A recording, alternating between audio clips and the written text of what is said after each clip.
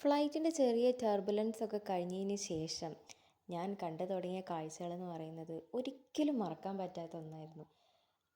So beautiful and so എനിക്ക് പറയാൻ വാക്കുകളില്ല. അത്ര ഭംഗിയായിരുന്നു അതെല്ലാം കാണാനായിട്ട്. അതുകൊണ്ടാണ് ഞാൻ ഒന്നുപോലും വിടാതെ എല്ലാം പകർത്തിയത്.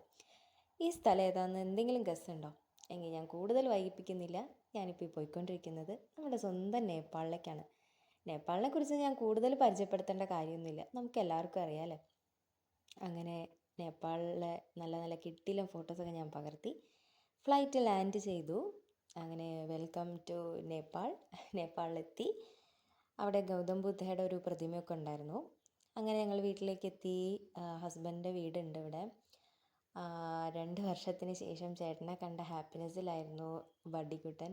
അങ്ങനെ അവരുടെ ഹാപ്പി മൊമെൻറ്റ്സൊക്കെ കണ്ട് ഞാനും ഹാപ്പി ആയിട്ട് അങ്ങനെ ഇരുന്നു. അപ്പോൾ വരുന്ന വീഡിയോസിൽ നമുക്ക് ബാക്കി കാണാം. അതുവരെ ബൈ.